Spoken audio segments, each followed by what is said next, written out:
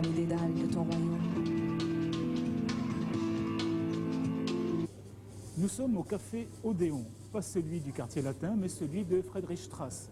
La preuve que les Allemands aiment la France et tout ce qui s'y rapporte. Pour eux, ce pays est assimilé à la qualité de vie et à la culture. Plusieurs dizaines de milliers d'Allemands vivent à Paris. Voyez le reportage de Béatrice Casanova et de Jacques Gauthier.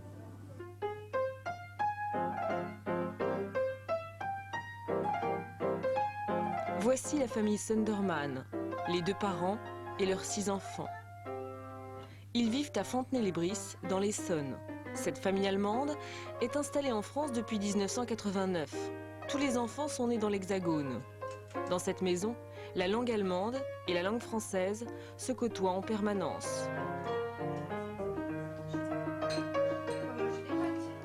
Je vais t'aider à finir.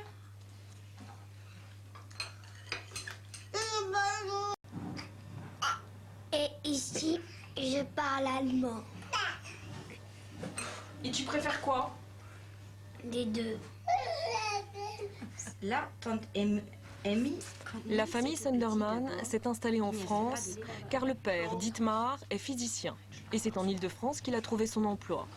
Mais les raisons professionnelles n'expliquent pas tout.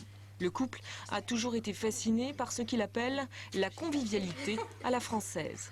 Un exemple à vous dire, c'est je vais aller voir un ami, on se fait la bise. Quand je vais voir ma famille, je suis parfois choquée, on se tend la main, on ne ressent pas de chaleur humaine. Et là, c'est que des amis, entre guillemets. Donc c'est notre rapport. Quand j'ai quitté l'Allemagne, donc c'était avant l'ouverture du mur, et avant l'immigration de l'Est et tout ça, c'était bien plus monoculturel en Allemagne qu'en France. Donc avoir des amis cambodgiens ou africains en Allemagne, c'était au moins à l'époque impossible. Chaque matin, Dietmar emmène ses 3 aînés au lycée franco-allemand à Buc, dans les Yvelines. 1 heure de route pour une école publique très particulière. Ici, 1/3 des élèves sont allemands, les autres sont français. En fait, l'école, elle est divisée en 2 sections. La section allemande et la section française. Hélène et Caroline, elles sont dans la même classe, en 6e, et elles sont dans la section allemande. Sophie et moi, on est dans la même classe, dans la section française. Quand vous êtes toutes les 4 ensemble, en quelle langue parlez-vous?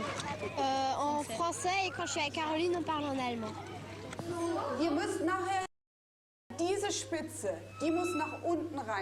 Dans chaque section, la langue du partenaire est enseignée de façon intensive. Très vite, les enfants qui n'étaient pas bilingues le deviennent. Ici, c'est un cours de français pour des élèves allemands. Allez, image 4, Caroline. Je commence par le texte, alors le A avec l'image 3. L'image 3, tout le monde d'accord? Oui.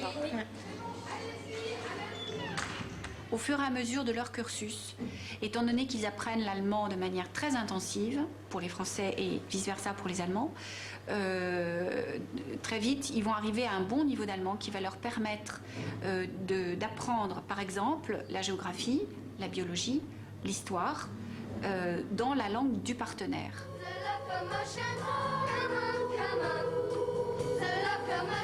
En musique, apprentissage du répertoire classique. Mais ce jour-là, c'est une répétition de la variété anglo-saxonne pour un spectacle d'école. Donc il faut absolument que vous respectez les 2 éléments. Kaman, tout.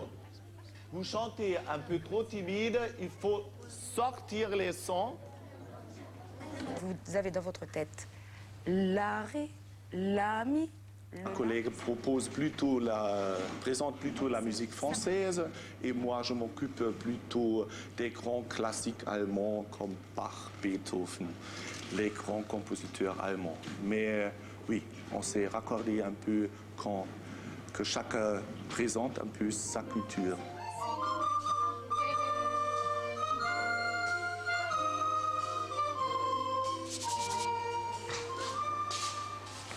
À quelques kilomètres de là, toujours en Île-de-France, Wolfgangsmael.